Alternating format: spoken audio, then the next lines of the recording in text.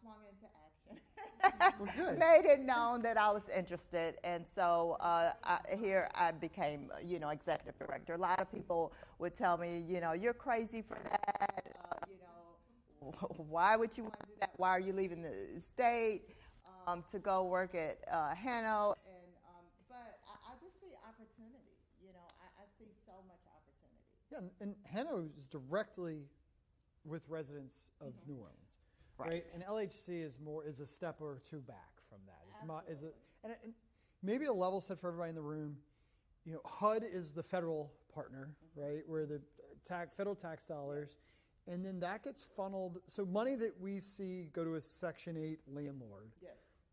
Trace that dollar if you don't mind for us. So that dollar comes directly from HUD. So HUD pays public housing authorities a certain amount of funds for rental assistance for people who get Section 8 vouchers, we have other voucher programs as well, but currently about 100% of our revenue comes from HUD.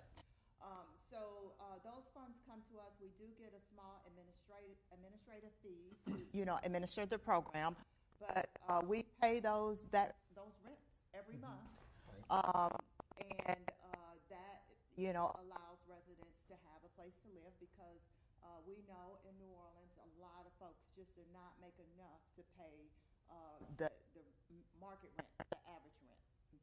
So it does not stop at LHC. Money comes direct from the feds to New Orleans HANO office, and we get calls a lot. And I think that if we're just being very honest, what I hear people say is, oh, go to HANO's website. I don't know much about that. And look, as realtors, we take our ethics say that if you don't know something, you're supposed to disclose that and get out of it. But at the same time, we're leaving a lot of people who have a good situation where they've applied and they've qualified, and HANO's decided they're going to be a good tenant. And then we've got potential owners that have Section 8 that need help just finding a match. Right. So what advice where would you guide us in this conversation? And I think people are really afraid of where to even start if they were to try to. So I think that education is key. And so one shift when I came into HANO is I reorganized the agency. So we have housing navigators. And also we have regular meetings with landlords and tenants. We have meet and greets with tenants and landlords. We do that monthly.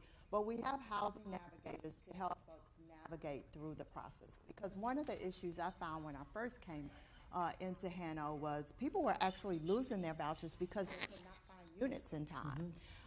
And that was a big problem. I mean, because getting a voucher is almost like winning the lottery. I mean, right now we have about 8,000 people on the wait list. So just imagine being on that wait list for so many years, and then you finally get a voucher and you can't find a unit.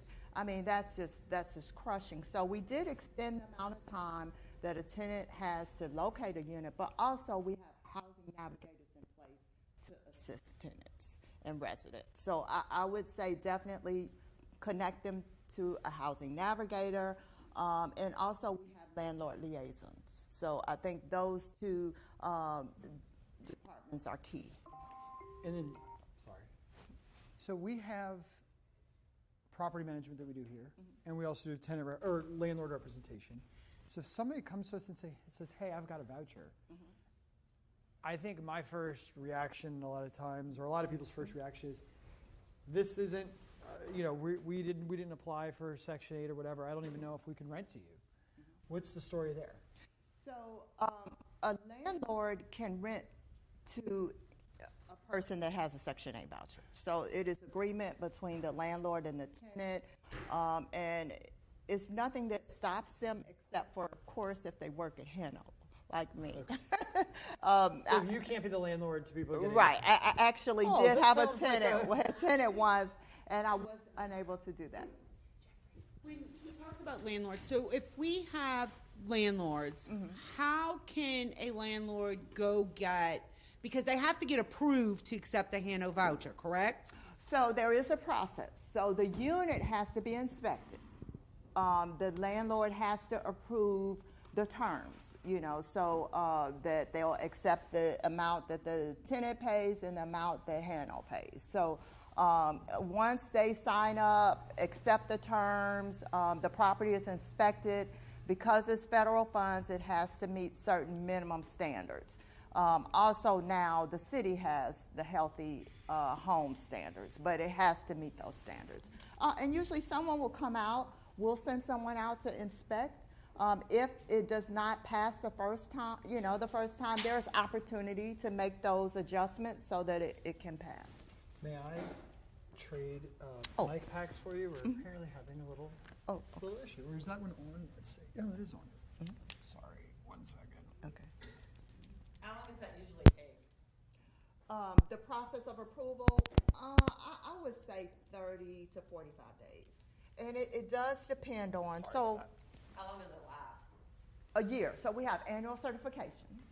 And every year we get with the tenant to make sure that, they, are still fulfilling their portion of the requirements. But it can last indefinitely. There has been some talk on the national level about caps on Housing Choice Vouchers or Section 8 vouchers, like 3-year caps, 5-year caps. Nothing has been solidified at this point. So before we get into too far, I want to get a couple places, then maybe we go to questions. So where do you feel like inventory is for demand of people that qualify for vouchers, rental assistance, and then the number of units in the area that we can fulfill? Is it about balanced? Like where? No, so there is absolutely a shortage of affordable housing in New Orleans. Anyway, whether it's workforce housing, people who have vouchers, people who don't have vouchers. And one of the suggestions, I was on the mayor's transition team, so one of the suggestions that I had was for us to get units into the marketplace quickly is to maybe provide some sort of grants for landlords, like small mom-pop landlords who may have an accessory dwelling or a unit that they can rent out, but it needs a little bit of work, maybe $10,000, $15,000 worth of work. So I think that if we were able to do that, we could really put more units back into the marketplace rather quickly. They would qualify for, they would pass an inspection. Yes, that would pass inspection. One of the things I hear commonly is, the house has burglar bars on the windows, and that doesn't pass. Unless they're the special ones right, with and the they releases. could be removed. The typical New Orleans burglar bars have like drilled very well yes, into, that is. into those are not allowed. And really insurance inspections don't allow that. FHA sale inspections don't allow that. It's not just your house. It's not just a HANO rule.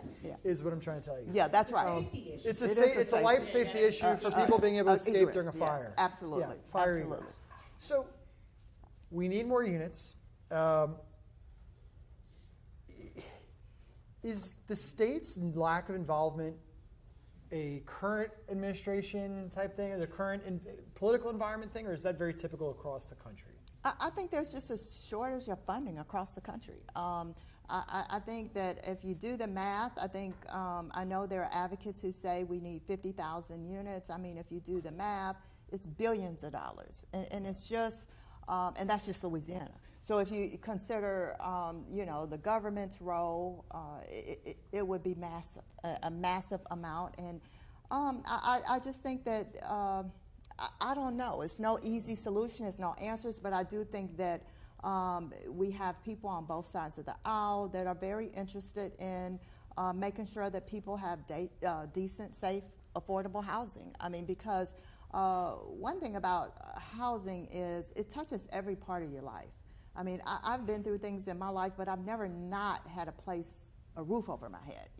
I could go home. I might not want to. But, I mean, there were options for me. But just can you imagine someone that does not have a roof over their head or think they can lose the roof they have over their head any day now? They're not going to perform on their job. The kids probably aren't doing very well in school. They're probably not taking the medicines on time that they're supposed to because they're saving money for rent or whatever. So it just touches everything. And I think that it is just so important. It's too important to fail. And I do think that there are people who with great interest in it, and it will get better. I wonder, what do you think, what would your pitch be to our clients who own a property? I don't think it's out of bounds to say that the city is, the city council is sort of at war with property owners from a property rights perspective, from a ban on Airbnb, from allowing Tulane Loyola to put 1,000 housing units on their own campus that do not get any property taxes back to the city. What that's done is it's created, rents have fallen now.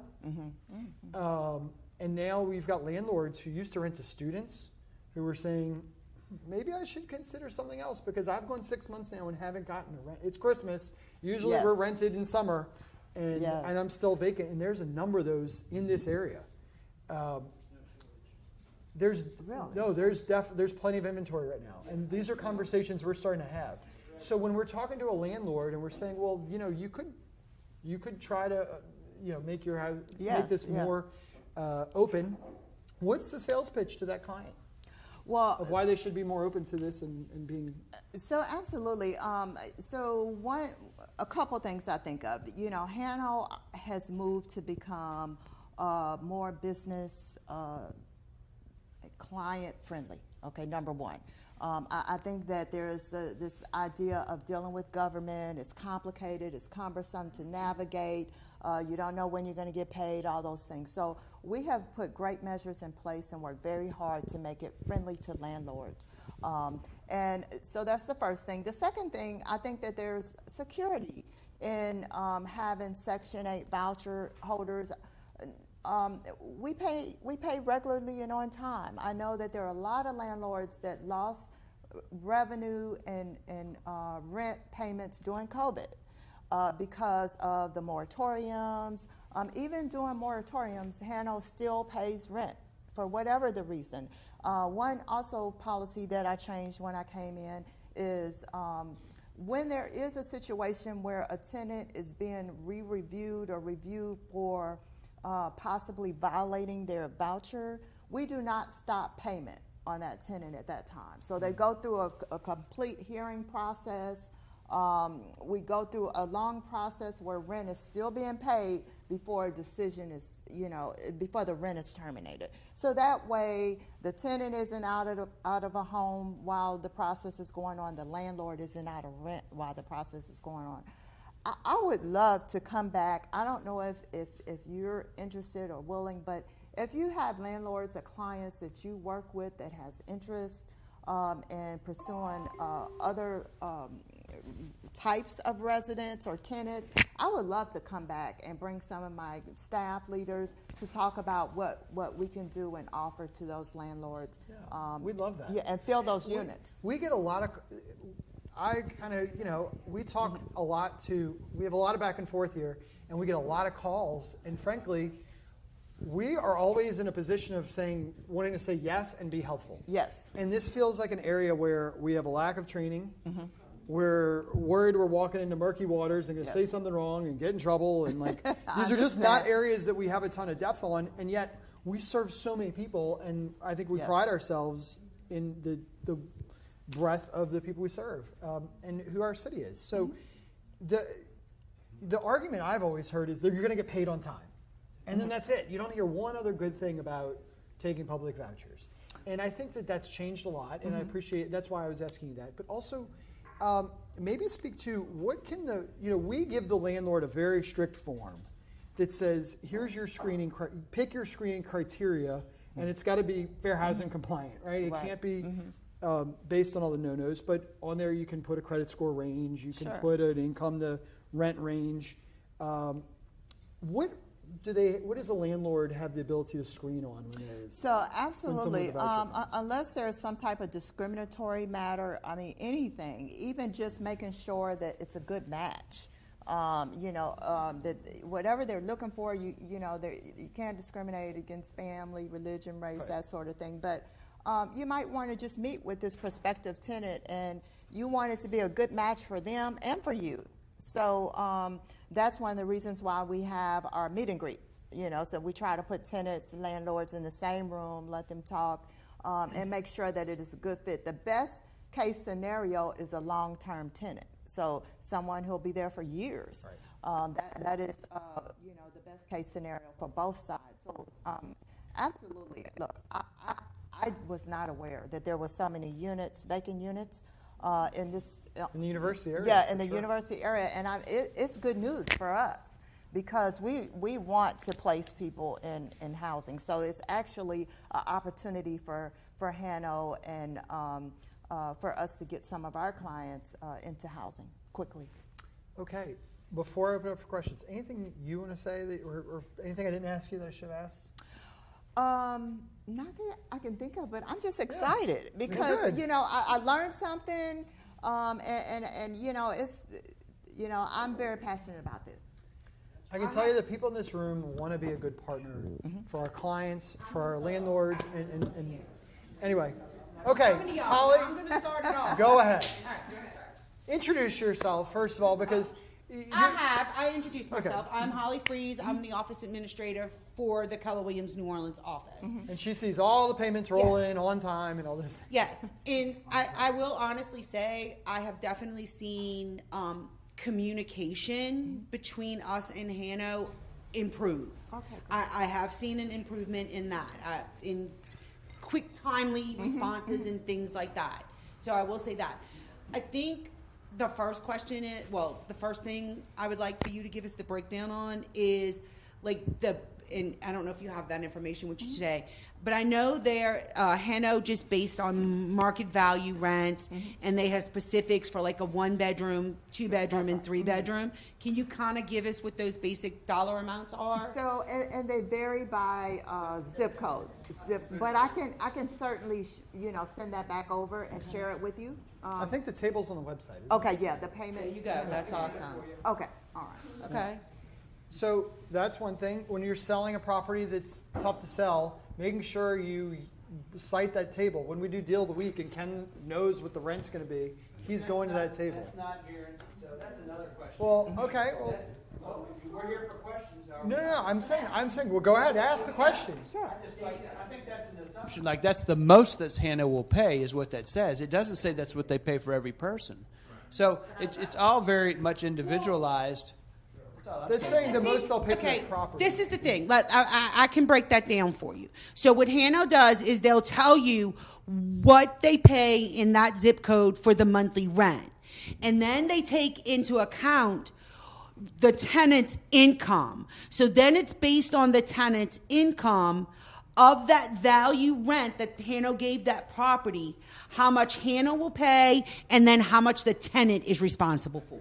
Yes, that's Correct? correct. So let's say the tenant qualifies for $986. I'm just picking the low number I see right there. But my unit is $1,250 a month. They have the option of paying the difference. The tenant has the option of paying the difference, right? There's no rule that says I can only accept the voucher. I'm asking Right, if they can pay that, if they can afford to pay it. the $1,200. Right. Yeah, They can pay the correct. delta. There's no rule against it. I don't only have to take whatever HANO will pay. Right, they do pay their difference. Okay. Yes. So Yes, they're the required tenant to is pay responsible for difference. their difference. Right. Yes. HANO won't pay it. They have to pay it on a separate check. Yes. Okay. Okay, Jesse, go ahead. So I've actually heard otherwise, that it is like forbidden for tenants to pay the difference between what HANO will pay. So if they only qualify for $900, they only have a 1-bedroom voucher, but they want to move into this 3-bedroom, and they claim, oh, I have enough income to pay the difference. Their worker has told me, and this happened this week actually, that they are not allowed to pay that difference. This in particular instance is a renter who she has grandchildren who visit her multiple times a month. And so a 1-bedroom wouldn't work for her. She needs something bigger. But now she's kind of, out of luck because she can't qualify for anything bigger because she's not allowed to pay that difference.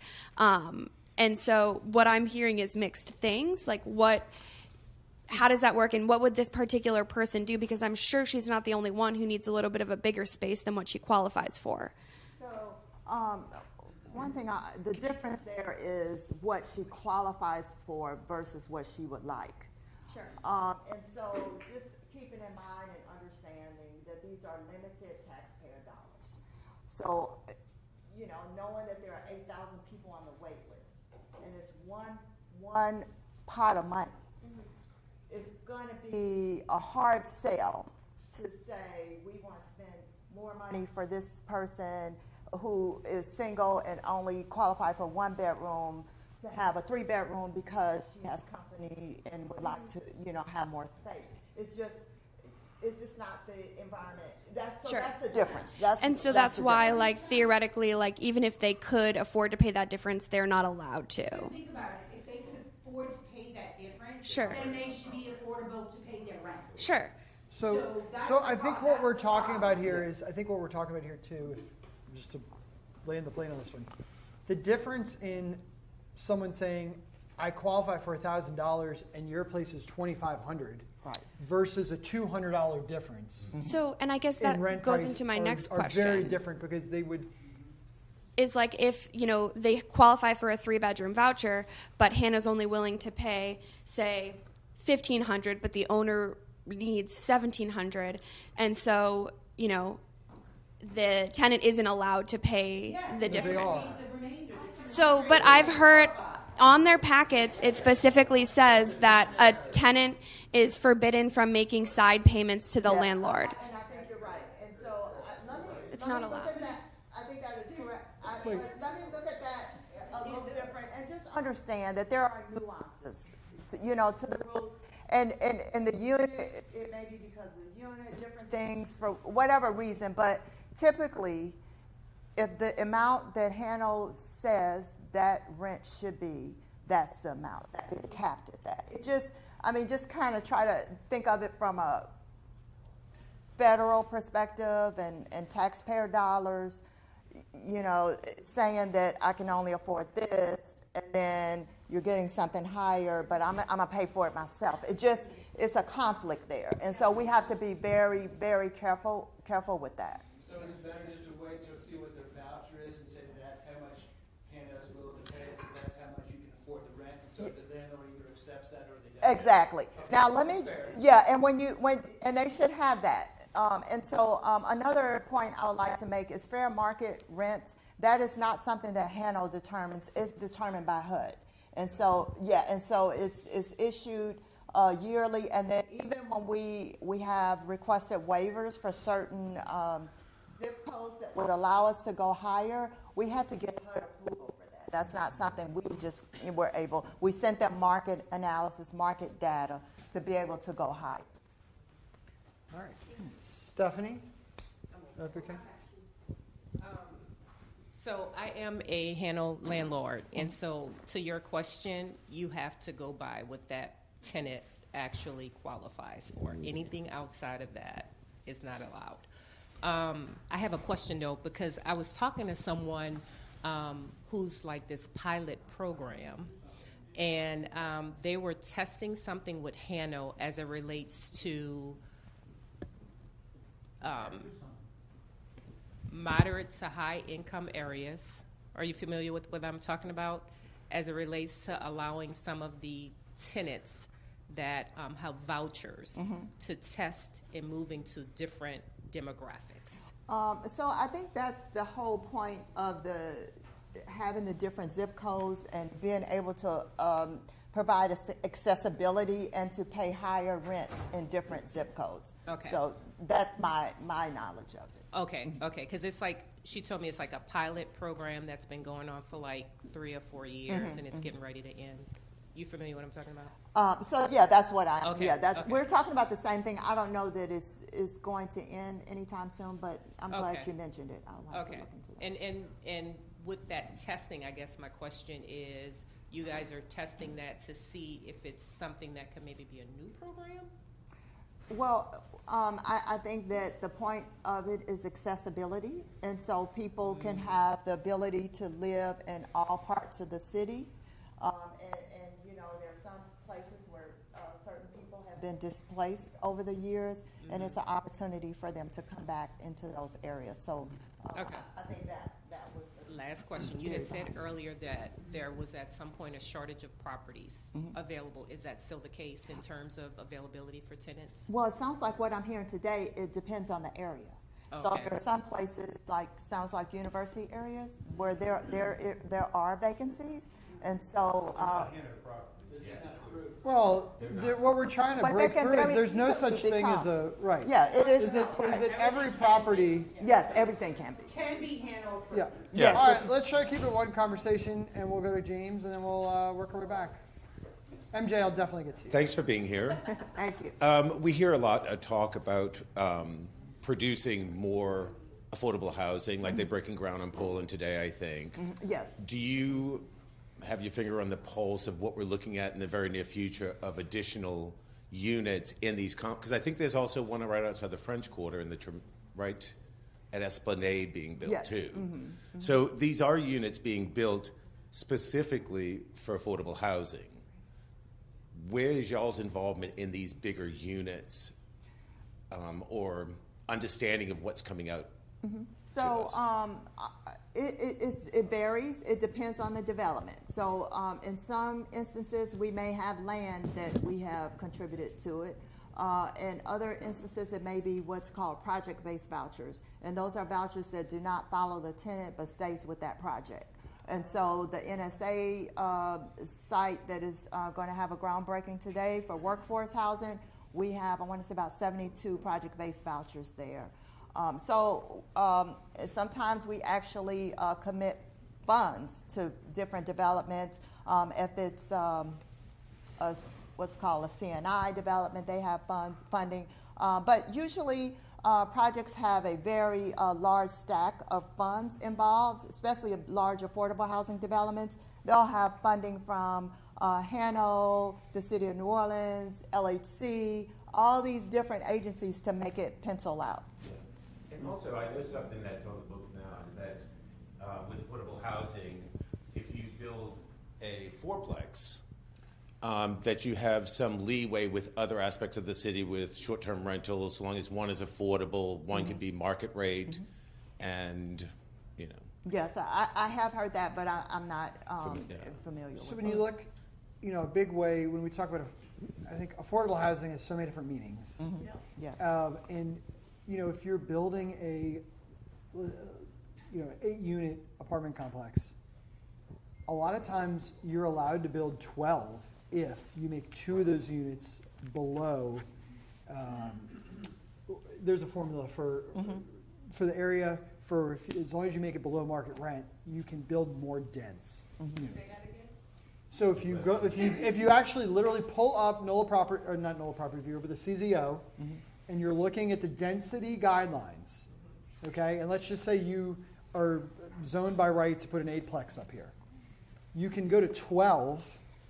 There's a whole formula if you make 2 of those units affordable housing, and that means and they define what that needs to be below market. And how long the term? I think it's 5-year minimum. Yes, I think. But anyway, we're going to David or no, we're going to MJ. Go ahead. So if you're a landlord and you're willing to work with Section 8, what is the best way to actually connect with prospective tenants? And is it best to try to get your property approved and through the inspection process prior to, or do you have to wait until you actually have a tenant that's willing to move in? Good. 2 good questions.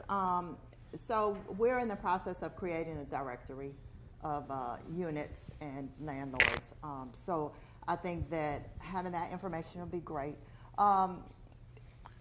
You could, I would say, you could go ahead and have it inspected, but there are certain timelines associated with it, and you may still have to come back and have it inspected again. So there is information about what they would be looking for, smoke detectors, that sort of thing.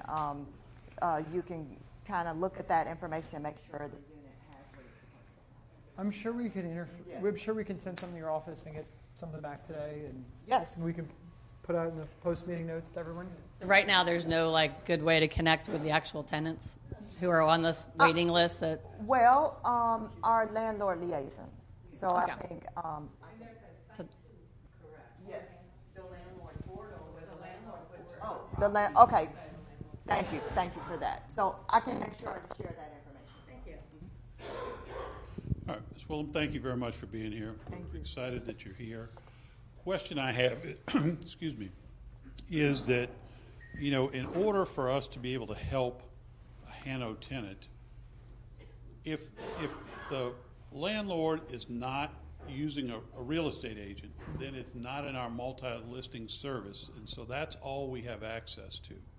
So in the past, I've tried to get like a list or be able to go online or things, and it's just not easy for us as realtors to be able to find those units to help people. And I'll give you a perfect example. I was talking to a client who just acquired a 40-unit building in New Orleans East, and it's going to be for voucher families and whatnot. And I said, are you doing this with a real estate agent? And he says, no, I have it on the website, but I'm like, well, I don't have access to the website.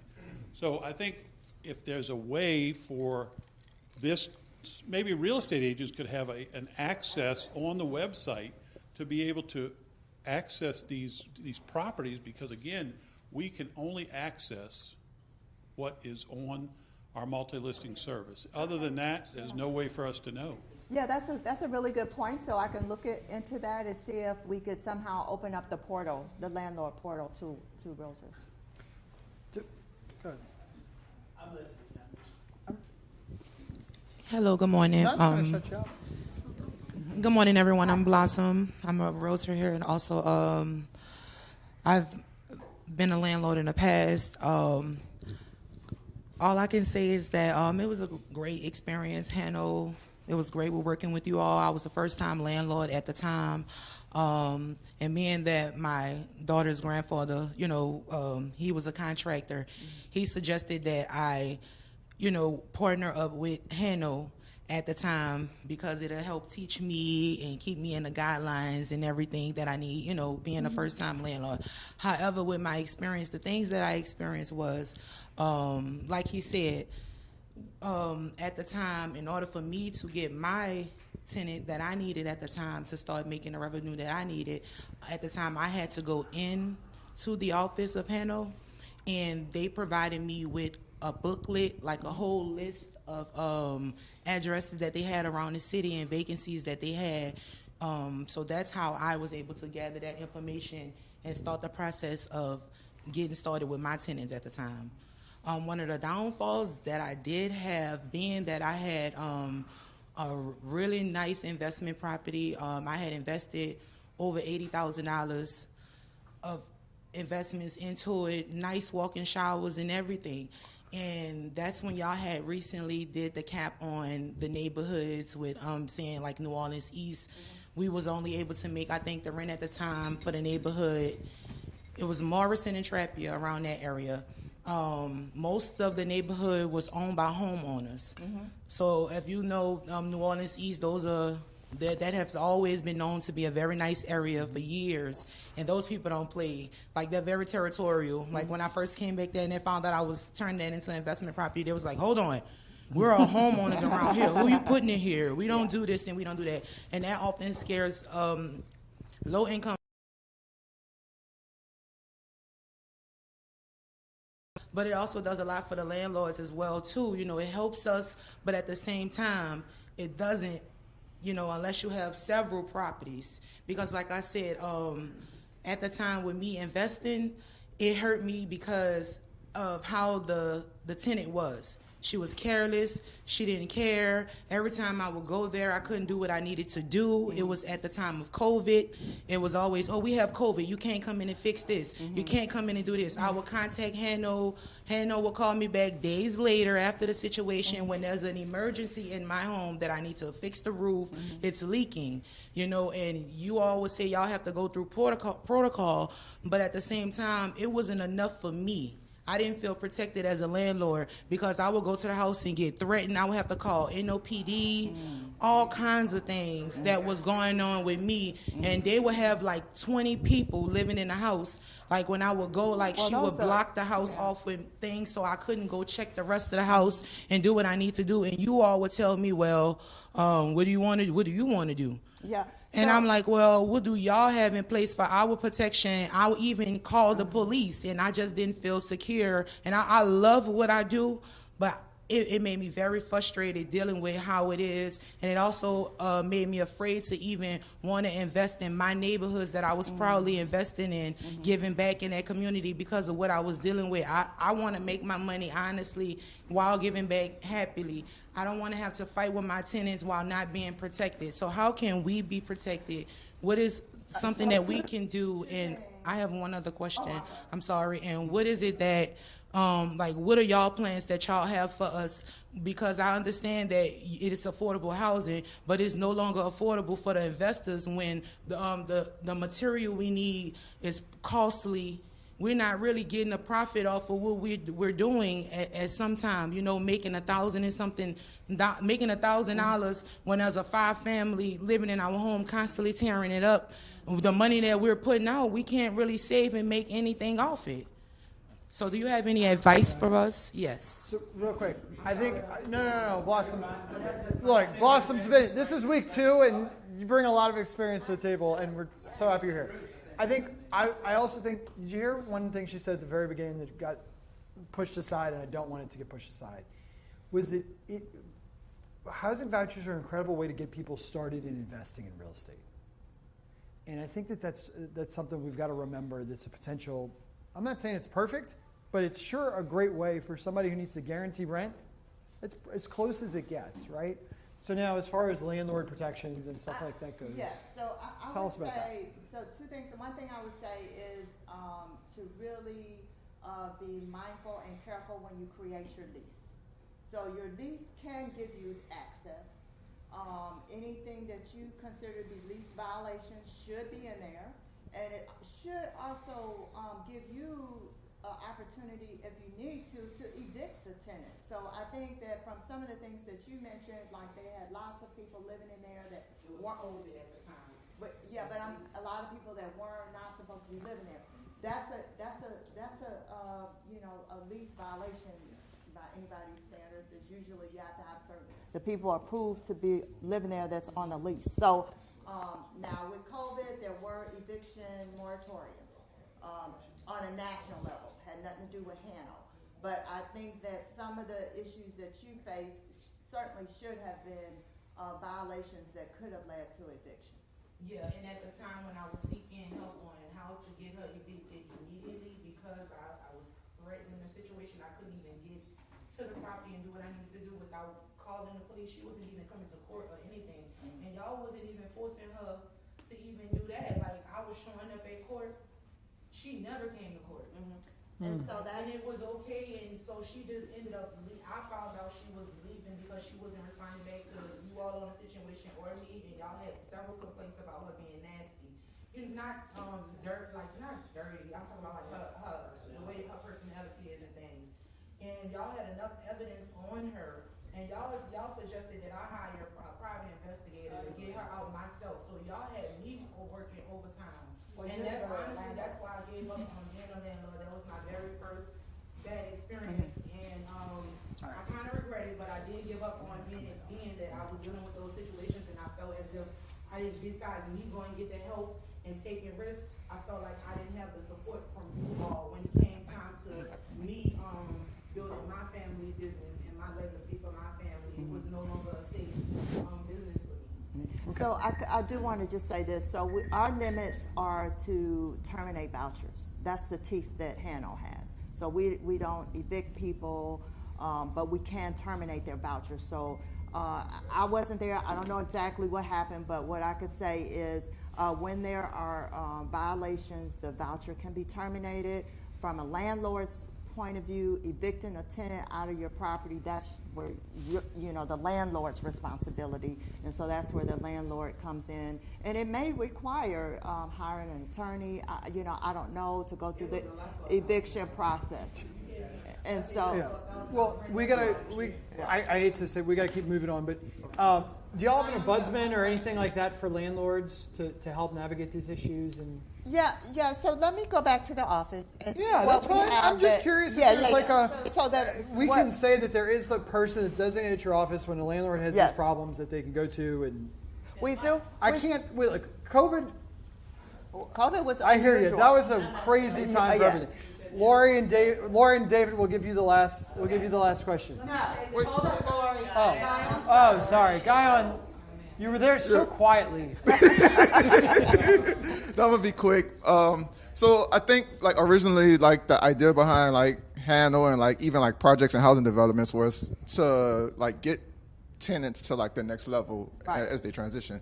Are there any like programs or HANO programs that would help like current tenants maybe transition into like homeowners or like down payments or anything like that where they can be homeowners at some point? Yeah. So I'm glad you asked that question because I wanted to talk about it. So with the Housing Choice Voucher program, that Housing Choice Voucher can be used to purchase a home. And unfortunately, a lot of people don't know that, but we're trying to, we have some that have purchased homes. I think last year 23 of our Housing Choice Voucher holders purchased homes, but they can use the voucher and it will cover a portion of their mortgage. And it's much safer than just buying without it because when your insurance goes up, your taxes goes up, the voucher can go up as well to help offset those costs. So it's a great opportunity. Get us information on that. That's Yes, great. yes. Okay. Are there age limits for that? Or No age limits now. For elderly people who have housing choice vouchers and want to become homeowners, it will pay as long as they're alive, that voucher. But if you're not elderly, it's 10 years. So after 10 years, you have to kind of graduate and be able to pay for it on your own. all right, Lori first. Lori and then David. You're I know we have to screen our clients, screen our tenants really, really good. But I've been in the same situation that Blossom's been in, and I know I was able to call the HANO police, and HANO police assisted me to the door. Mm-hmm. So they do have HANO police. Yes, we So do. you don't have to call NOPD, you call HANO police. Mm-hmm. Okay? And I think that the tenant is more than likely going to be cordial because they don't want to lose their voucher. Right. Because you hold that little voucher and dangle it over them. Yes, You know, they want to move to another property and do what you're supposed to do. Yes. Because I love the program. I think it's a wonderful program. Wonderful program. Thank you. Yes. Also, I know for a while y'all were doing the rents reasonable before you did the inspection, and that way we would know what the tenant was, what the landlord was getting, and then we would say, "Hello, landlord, would you accept this amount?" Yes. Prior to the inspection, and then after the inspection, then you would do the rents reasonable again, and that's when you would say, tenant portion, HANO portion. But I just closed out on one like last week, and we didn't do the rents reasonable first. So I just didn't know if maybe it changed around again. Yeah. So no, that's a good point. So I'll definitely look into that. Thank you. Thank you. David.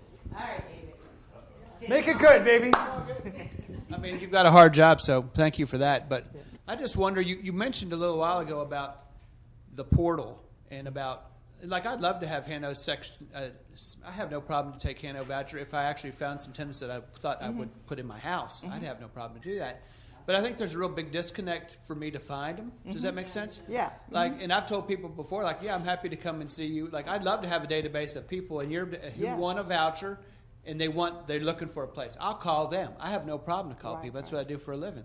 But it's very one-sided. Yeah. I just found that the organization before you got there was very hard to navigate. It wasn't user friendly. And I don't know what's changed, but like even to call in, it was like you pray that somebody would answer the phone.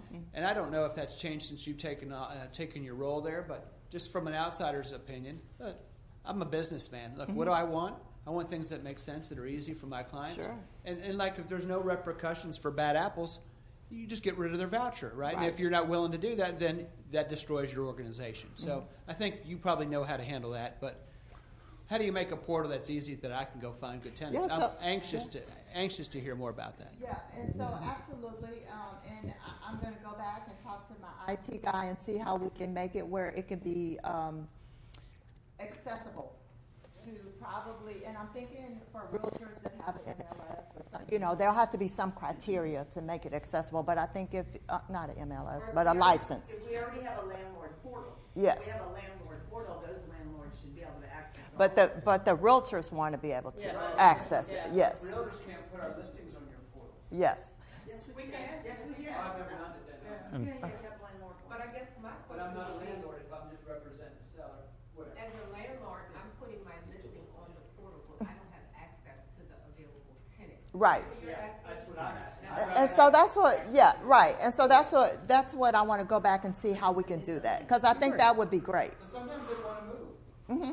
That's right. And they're Yeah. just, you know. Right.